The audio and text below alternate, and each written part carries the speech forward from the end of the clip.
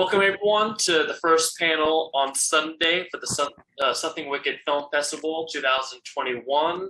I am here with Sergio. Sergio, do you want to reintroduce yourself and let the audience know what film you'd be representing?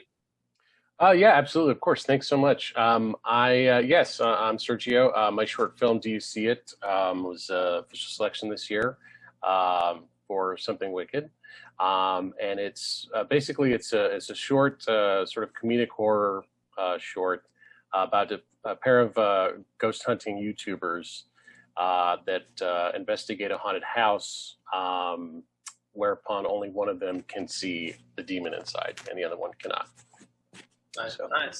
So the panel today is going to be a part 2 of the post about filming in COVID. And Sergio, you when you filmed this was during the COVID stuff. So tell me a little bit about how it was. How is this as a filmmaker filming? Do you see it during COVID?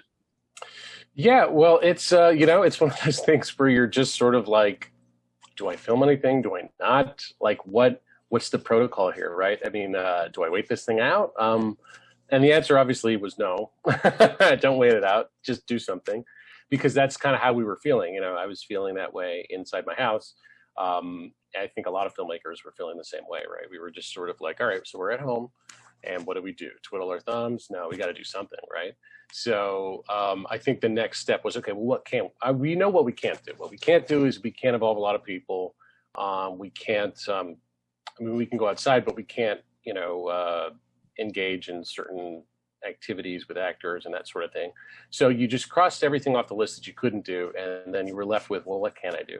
Well, I certainly can get my camera out and the lights I have at home and do something where I have to perform, and so does my wife, because she's here and she doesn't have a choice. So no, she does, and she wanted to do it. So yeah, that's kind of where that came from, was just that sense of, okay, I know we have limitations, but I still want to make something. I still want to create. I still want to be creative. And honestly, sometimes having those limitations is the best thing for you, because it really centers you to focus on one thing. It's sort of like being in school again, right? Where they give you a very specific assignment in this tiny little box, and they're like, okay, how can you be creative in this tiny little box, right? In this tiny space. And that's sort of where it came from, at least for me. Nice. So with for the script for Do You See It, was that something that you had perhaps before COVID happened, or was this something that came during COVID? It was an idea that had kind of been gestating a bit. So my wife has these kind of vivid nightmares, right? And sometimes I think some people have this. It might be, I forget what it's called, but it's like where you come out of the nightmare and you think that the nightmare is still going on, even though you're awake, kind of thing. Not quite a night terror, because I know that most people feel sort of physically paralyzed in those. She did not feel that, but she would wake up straight from a nightmare and be in the room with me in the middle of the night, and it would be like it's still happening. So she'd look around and she'd point at stuff. She'd be like, "Oh, did you see that? Do you see that?" And I'd be like, "No, there's nothing there," And then one time in particular, I remember she woke up in the middle of the night and she was panicked because she saw something in the corner that happened to be over my shoulder, right? So I'm waking up from a dead sleep to the pitch black room, and I see her face, and she's pointing behind me over my shoulder. She's not saying anything. She's just pointing like this, right? And so I was like, damn it, So I got to turn my head slowly and look, and I look, and I'm like, and there's nothing there, of course. So that sort of led to some thinking about how that's very interesting. Someone can see and hear things that someone else can't, and that's sort of kind of how that idea started to had a snowball, I guess. Gotcha. Well, that's awesome. I know another film you submitted to was The Bad Machine. Was that another script that you filmed during COVID, and was something that you've been kind of that was in your brain wanting to do? Yeah. I think that one, well, yeah, that was another COVID script. That was another, we finished Do You See It? And we're like, all right, we're happy with that, And then it was sort of like, oh, but I have this other idea, and you're like, all right, well, I guess we can do another one, And it's difficult, I guess, for us in our situation because we have a technically be two next week, so we have a small child at home, and what it means is it limits the time you have to be creative, right? So so my wife kind of looked at me. She wanted to do it, but she was sort of like, "Are you sure we want to, do another one at home with just us, with the baby and everything?" And we thought about it for a bit, but we just sort of enjoyed the idea too much to not do it, And so so it was another thing where we were like, "All right, let's just do it. Let's just knock it out. We can do it." So how was that with the because usually when you go to like a film set, it's like, all right, I'm going to film in this location, all that, but now you're filming basically at your house and with your wife. How was that process going? Like, okay, this is what we're going to film, where the baby's going to be okay, and also like approaching your wife with like, a lot of people had to do that. You hear that Jimmy Fallon had to get his wife to be the camera person and all that. So how was that process being like, hey, you want to be in my movie? Right, exactly. Well, it was sort of like my wife is kind of like a ham. She loves she works at BuzzFeed and is with back in the pre-COVID times was always more than happy to participate in a video shoot. I used to work there too a few years ago, and so I'm in a couple of videos myself. So she's more of a ham than I am. I'm much more like, I prefer to be behind the camera, and I don't consider myself a performer or anything like that. But and my wife doesn't either. She's not she's not an actress, she's not a performer, but she's always happy to be like, oh yeah, I'll do it.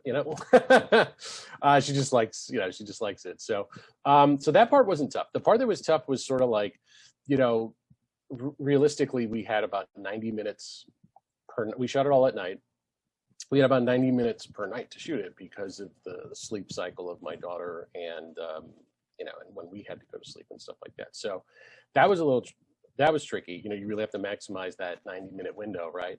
And what it meant was just pre-production. It just meant really spending a lot of time for me, because I handled all the camera and the lighting and everything, and my wife handled editing and stuff like that. So it just meant spending a lot of time planning everything out, because I don't have any help, right? So there's no DP, there's no AC, no sound person, no nothing, So you're just, it just means spending as much time prepping as you can and really planning everything to within an inch of its life, setting everything up during the daytime and just practicing and letting my wife know, all right, you just need to hit your mark and say the line, and that's it. I'll take care of everything else. And that's kind of what it was. Nice.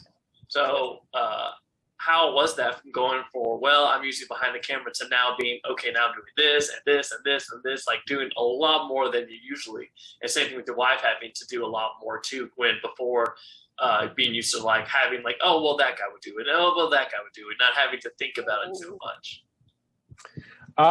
It was cool. It was cool. I mean, I really like, I've discovered in quarantine that I like limitations. It's kind of fun in the sense that like, it just forces you to make decisions. So you can't be indecisive, and it forces you to find solutions to problems, which is really what filmmaking is, right? I mean, even in a big budget film, that's, you're problem solving all the time. They have problems on Marvel movies, and it's like, how do we solve this, So, I mean, I appreciated that aspect of it more than anything, was that it was sort of like, it was all on me, it was sort of just like, and that kind of a pressure, I think I think just some people kind of enjoy that sort of adrenaline. It's the same thing about like, I'm a copywriter also, and there's something about a deadline and pressure that I guess if you're that special kind of adrenaline junkie is fun. I think some people would think it's weird and anxiety inducing, but I am the opposite. I like it. I don't know why. I don't know what that says about me, but I enjoy that. I enjoy the limitations. I enjoy the pressure. And so for me, it was very much, you're sort of the one who's responsible for everything. You're the one who's calling the shots. You're behind camera. You're in front of camera. You're,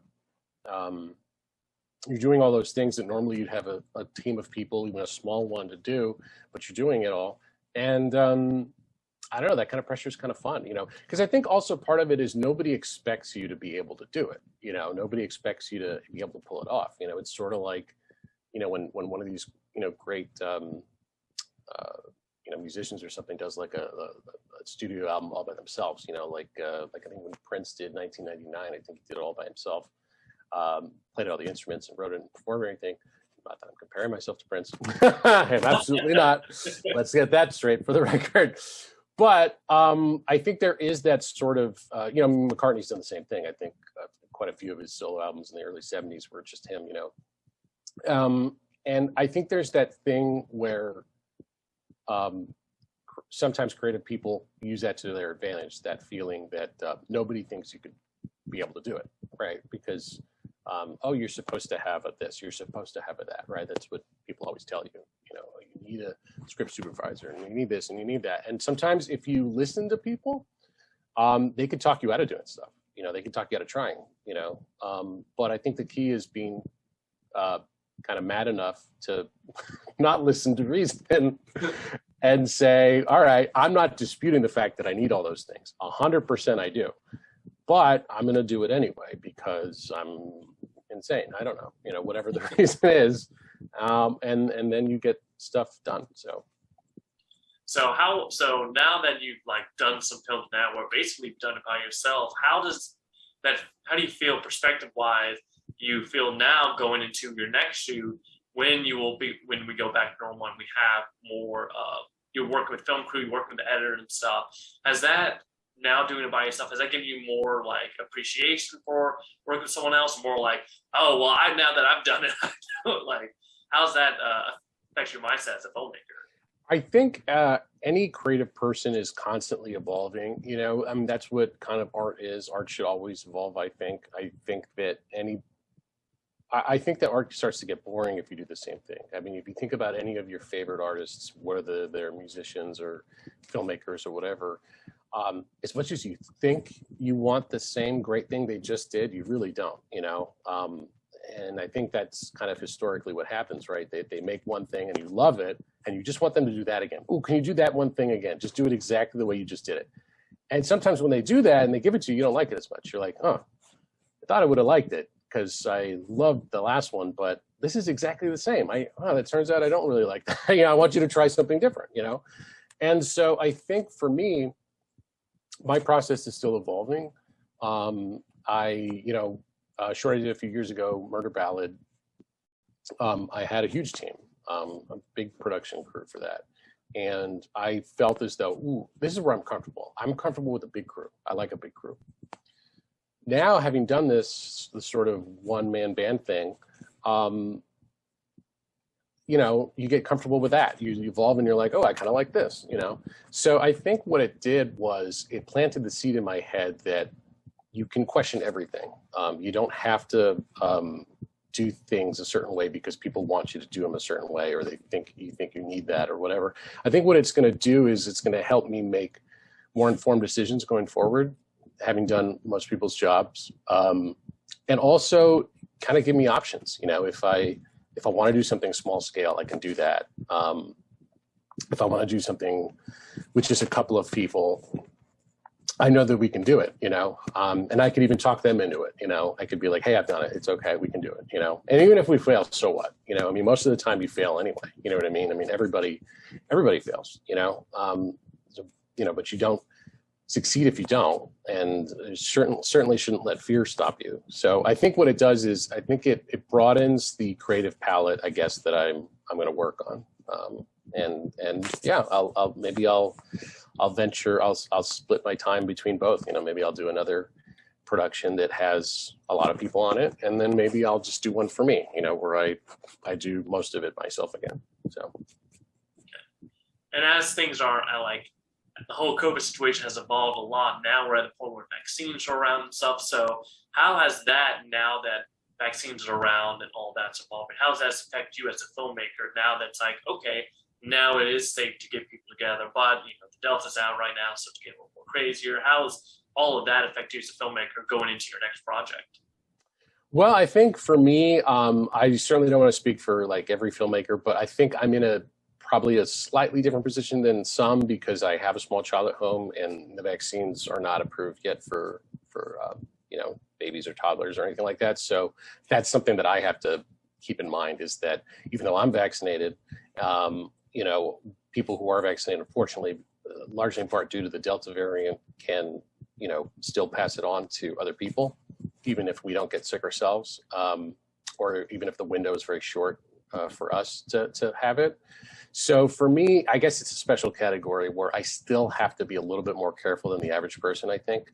I think anybody who looks after somebody in a vulnerable group is the same way. Somebody who looks after like an elderly grandparent or something like that, even if they're vaccinated, you know. So I do think that that's something that's always top of mind for me. What it does do, though, is it at least brings the fear level and the anxiety level down a little bit, so that if I were to work with a collaborator, I wouldn't be as scared, you know, provided that we follow all the protocols, we social distance, we try to work outside as much as possible, and we, you know, we mask and that sort of thing. So yeah, it brings the anxiety level down. It's sort of, it lets you consider working with other people, perhaps in a way that you didn't before, because you were just sort of like, I don't know what's going to happen, you know? So yeah, it definitely is opening doors. It's opening possibilities of collaborations that for the past, I don't know, how long have we been doing this? 18 months? Yeah. That for the past 18 months or whatever, 16 months, we haven't been doing. So yeah. And then when you go back to having those crews and stuff, it's a lot more now, like having to, like you said, social distancing, making sure, you know, people may be vaccinated or, you know, all that. How is you as a filmmaker going in, like when you're going to collaborate with other people now going, well, I need to, you know, make sure like maybe everyone's vaccinated, or making sure, you know, we have enough hand sanitizer, or like making sure we're all masked, and like you hear all these film shoots where it's just like one film crew gets COVID, and then you have to do a whole tracing. So how's that as a filmmaker going to your next project going, like when I get with people, these are the things now that's going to make it even harder to do? It is something that makes it hard to do. It is something that makes it hard to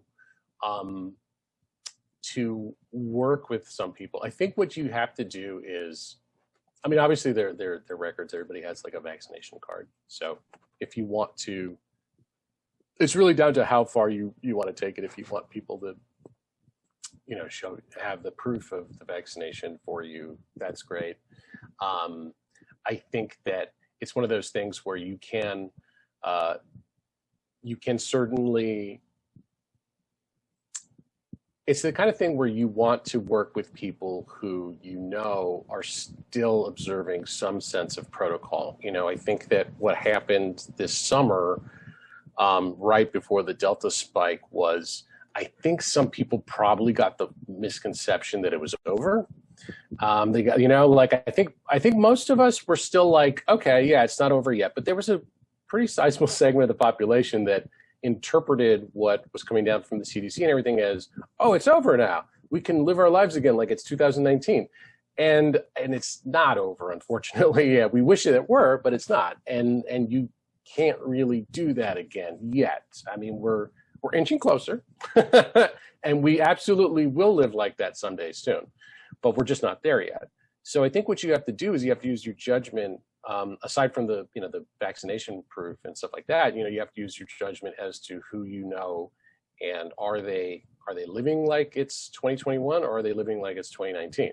You know, and the beautiful thing about today's more narcissistic inclined society is that everybody shares what they're doing, you know, so it's not too hard to find out what people are up to. You know, you just check an Instagram, you check you know what I mean, a TikTok or whatever, and you can see if somebody's at Bonnaroo or something without a mask, you know what I mean? Like, and then you're sort of like, well, I don't know if they're the right person to work with as my DP. No offense to anybody that is doing that stuff. I mean, you know, I hope everything works out for everybody. But it's just the kind of thing where, you know, you want to make sure that whoever you are surrounding yourself with is still treating the matter seriously, because it's something that still needs to be treated seriously. You know, we're not out of the woods yet. We're in a much better spot. And the chances are, if you and I are vaccinated and we're working together, we won't give it to each other.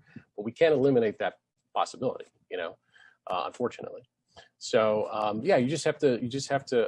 I think that's what the waters you have to navigate to those people that are taking it seriously still, and still have that healthy fear. A little bit of healthy fear is okay. You don't want to be too fearless. Good amount of fearless is good. Completely fearless, I don't know.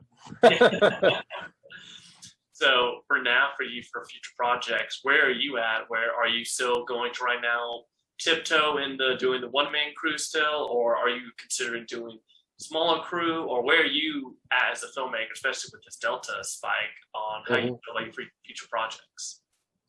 Taking everything in, I can see the value in both.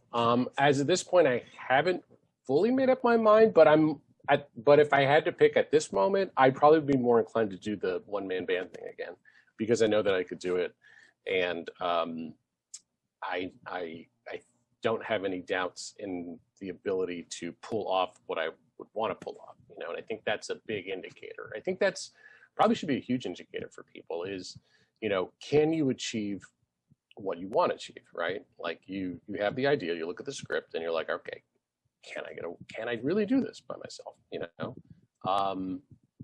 And you like really fully think about it, don't scare yourself off and go, oh, I couldn't do that. No. Really kind of let it gestate for a bit in your mind and go, can I really pull this off? And for me, I'm still at that point where I haven't decided, but I think if I had to pick today, I probably would do the one-man band thing again, because I can work much quicker that way, even though it's going to be more work on my end. It's the kind of thing where it's like, who knows how long the Delta variant is going to be wreaking havoc in our lives, and do I want to stop creating because of that? The answer is usually no. I don't want to stop creating. So yeah, I guess if I had to pick today, it probably would be the one-man band thing again. Gotcha.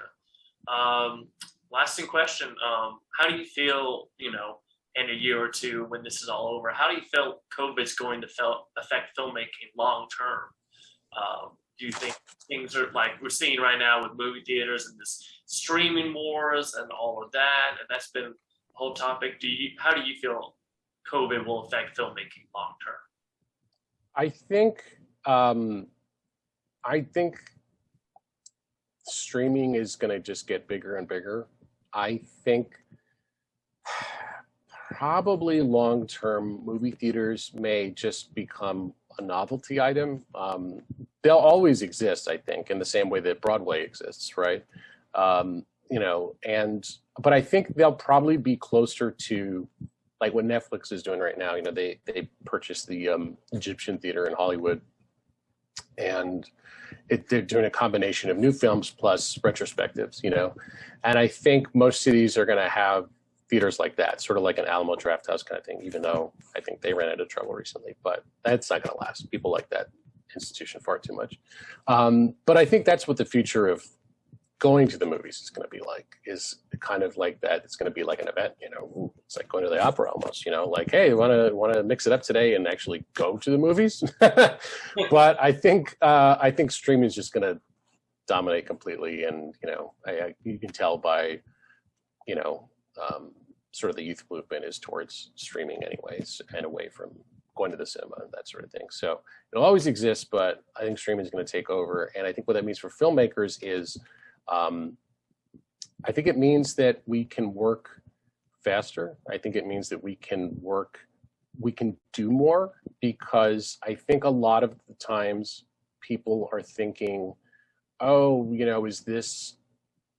is what I'm doing up to the cinematic standards of, whatever, Warner Brothers or Marvel Studios or something like that. You're like, I got to get that red camera out and I've got to do this, and you're sort of like, all right, well, perhaps if you are going to screen at the Cinerama Dome, sure, or in an IMAX or in just a big screen theater. Yeah. But I mean, if you're going to be streaming, and the streamers have standards too. I'm not saying that they don't, they obviously do, but it does open up a little bit of a window for you, in the sense that, you don't necessarily feel as though you're making something for a gigantic screen. You're making something for perhaps phones, you know, or an iPad or a computer screen, you know what I mean? Not everybody streams to their home television, you know, so it just basically opens up the door for more creativity, I think, because you can envision different products, different films that work better on different formats, you know what I mean? Like maybe there's something that would work really well played on a phone, you know, better on a phone than on a bigger screen. And that's okay though. It doesn't mean that, you know, it doesn't mean that that's any less valid than shooting on a red or something like that. You know, it's basically, it just gives us more tools and more options and more avenues to create stuff. So you actually go into that a little bit, the evolution of like technology. You think about how filmmaking was made like 10 years ago compared to now. It's how do you feel like as a filmmaker, it's like, okay, you're by yourself, you're a one-man crew. And like you said, now you could use your phone in theory. And a lot of films, things are way more easier. And even programming, editing programs, they're way more easier to find than they were like 10 years ago. Absolutely. I mean, we think about it like, I still remember when the Blair Witch Project came out, right? And like, obviously putting aside like, however, you know, good the film is and whether or not people believe that it was real or not, there was a segment of the population that did, you know, it defied all expectations because here's this grainy shot on whatever it was shot on, you know, HD cam or maybe even VHS, or I mean, it was really low rent stuff, even for like 1998 or 99 or whenever they shot it. But it defied all the rules because it was sort of like, yeah, so what? You know, I mean, all right, so we shot this on a janky little handheld camera. You know what I mean? But you're still going to see it, you know? And the rule makers at the time probably would have been like, you can't do that. You know, you got to shoot on 35 millimeter. You're going to shoot, what? You're not even shooting on 16 millimeter? You know, come on, at least give me Super 8, you know? You're shooting on a janky little, how much does that camera cost? $300? And you still get some of that today. You still get a lot of people who sort of behave that way today, as if the amount of money you spend on gear says anything about who you are as a filmmaker or the quality of the film you make. But the reality is, it's about the idea, right? And it's about the best representation of the idea. I mean, those Blair Witch guys and gals, everyone really who worked on the film, they could have made it, you know, on 35 if they were millionaires and had that kind of money. Sure, you know, they absolutely could have. And it would have been different, right? But would it have worked the same? And so I think that's the idea people have to get behind is like, all right, what's the best way to represent my idea? I have so many tools now, you know, you can shoot it on your iPhone and people will say, well, that's not great quality. And it's like, all right, maybe it's not as impressive as other cameras, but does it work better for the idea that it looks a little off? You know, is that, you know, not everything needs to look like Lawrence of Arabia, right? Gorgeous though it may look, you know, some ideas are better represented, a little grainier, a little grittier. Music's like that, right? Sometimes you like music that's really polished. Sometimes you like music that's super gritty and raw sounding. It sounds like it was recorded in somebody's bathroom, you know, like, and that's part of the appeal of it, right? You like the gritty, raw, cheap edge. It adds flavor, you know? And I think that's what we have now. We have more flavors to choose from, especially as indie filmmakers, you know? Gotcha. And so do you think with like, now that it's so technology was so readily available, it made doing a one-man crew easier for you? Definitely. It made the idea seem less improbable and impossible and more like, yeah, absolutely, you can do this. You know what I mean? Like, it's the sort of thing where, I mean, Robert Rodriguez technically did it for El Mariachi, you know, almost 30 years ago now, where it was sort of an iconic moment for him to be like the one-man filmmaking band, right? You know, to do the one-person band thing, I think is kind of you know, it's nice to know that option's out there, and I think more filmmakers should be aware that the one-person band thing is a possibility. It's not necessarily something to be entered into lightly. I think it's the kind of thing where one really has to weigh everything and say is you know, because certain ideas translate better to the one-person band than others. I think you can probably do something like, well, obviously you can do something like El Mariachi as a one-person band. You probably couldn't do Lord of the Rings as a one-person band. That's probably not the right idea for that. So I think it really comes down to what your ideas are and picking the right idea to try the one-person band thing. And I think we have so many tools. I mean, you can, if you were so inclined, and if the idea were right, you can shoot it in your phone, you can edit it in your phone, and you could upload it. I mean, that's basically what people do now anyway. I mean, that's what people do on Instagram and TikTok and Snapchat and even Facebook, I guess, and YouTube. Like, people are already doing that, they're just not doing it as quote unquote filmmakers, even though they kind of technically are, I guess, So, I mean, if that's what the general public is doing, then why can't filmmakers do the same thing? Like, I think it basically requires you to shed a little bit of that preciousness and a little bit of that you got to do things a certain way thing, which that kind of rhetoric comes down from certain types of folks. And you just have to sort of ignore that and be like, okay, I got it. I got to do this. I got to have this person on set. Cool. Awesome. I'm still going to do it this way, and I'll probably fail. It's probably not going to work. That's the thing. That's the beauty of it. But the thing is, it's like, all right, you'll learn something from it when it doesn't work. And then you'll try it again and maybe it will work, But the cool thing is that the tools are out there for us now to do it however we want.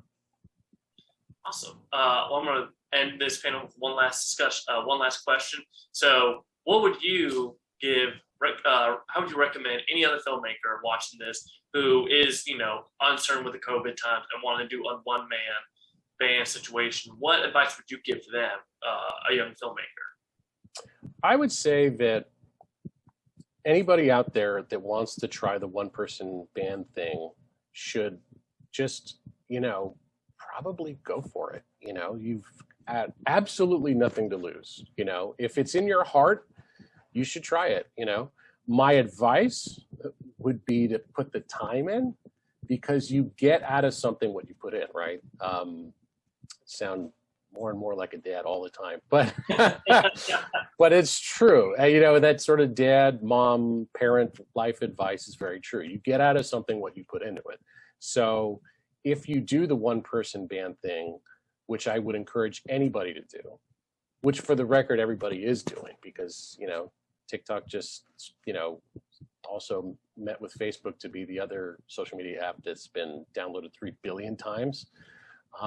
So I mean, that's a filmmaking app, really. I mean, it's people are making different kinds of content on there, but it really is a filmmaking tool. You shoot in it, you edit it, you add effects, and you can get really creative. So people are kind of doing it anyway. They're like practicing on these social media platforms, and people don't want to take that seriously. Oh, that's not real filmmaking. That's not cinema, but it kind of is, and they're practicing it all the time. So I'm sort of like, all right, if you're basically just showing off for your friends on one of these social media apps, try using that same mindset for a film. Adopt the same mindset. Anybody that tells you you can't, you can prove them wrong anytime you want by taking out your phone and making a 30-second video, and uploading it to YouTube or TikTok or Snapchat or Instagram. So my advice is do it, be fearless, but be smart and fearless by putting in the time to make it work for you, right? And then learn from it, because it's probably not going to work the first time. Who knows? You might be that lucky one who gets it right the first time, and kudos to you. But I'll speak to the other 99.99% of the population who aren't savants. It's probably not going to work, but that's no reason to stop. Just because you fail, there's no reason to stop. It's try again. I do sound like a parent. It's funny. Well, on that parental note, we'll go ahead and end this panel discussion for this first one. Thank you, Sergio, for coming along and discussing, and we'll have a couple more later on this day. So thank you guys for coming and watching, and hope and everyone enjoy the festival on this last day. Awesome. Thank you so much for having me. Thank you.